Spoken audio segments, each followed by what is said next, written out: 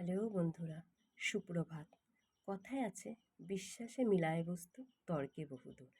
তো অনেকে বিশ্বাস করে যে ভগবান আছে, অনেকে বিশ্বাস করে ভগবান নেই। তো যাই হোক, ওই তর্কে বিতর্কে গিয়ে আমার লাভ নেই। তো আমি বিশ্বাস করি ভগবানের জন্য যদি আমি কিছু করি, ভগবান নিশ্চয়ই আমাকে দেখবে। কিন্তু মানুষের জন্য করে কোনো লাভ নেই। কারণ তুমি আজকে যেই মানুষের জন্য করবে, বিপদে পড়লে সেই মানুষই তোমাকে লাথি মারবে। তো যাই হোক, ওটা বলাটাই বাহুল্য, কারণ সব মানুষ সমান হয় না। কিন্তু এটা সত্যি যে ভগবানকে মন প্রাণ দিয়ে ডাকলে ভগবান একদিন হলেও ভক্তের ডাকে সাড়া দেবেই। কিন্তু মানুষ সেটা করে না। ঠিক আছে? তো যাই হোক, ওই তর্ক বিতর্কে আমি যেতে চাই না।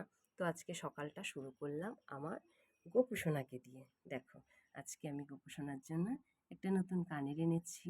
বলবে তো বন্ধুরা কেমন হয়েছে কানের তাটা? এই দেখো, দেখেছো, ওকে পরিয়েছি। ও আজকে নতুন জামা পরেছে, নতুন চেনটা পরেছে। কিন্তু আজকে কি সেই দিন, সেটা আমি তোমাদের সাথে পরে শেয়ার করব। তো যাই হোক, আমার কোনো ভালো দিনে আমি আমার গোপুসোনাকে মিস করব সেটা তো হয় না। তাই আজকের সকালটা আমি শুরু করলাম আমার গোপুসোনাকে দিয়ে। তো তোমাদের কাছেও একটাই অনুরোধ, যে তোমরাও বিশ্বাস করো যে ভগবান আছে। হয়তো আমরা তাকে দেখতে পারি না, কিন্তু অবশ্যই সে আমাদের মধ্যে বিরাজমান।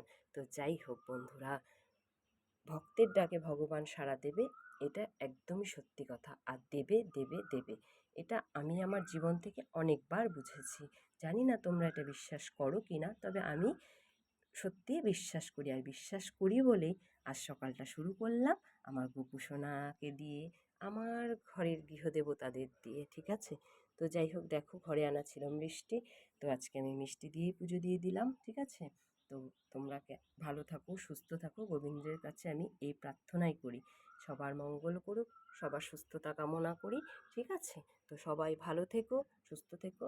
ঠিক আছে? চলো, টাটা।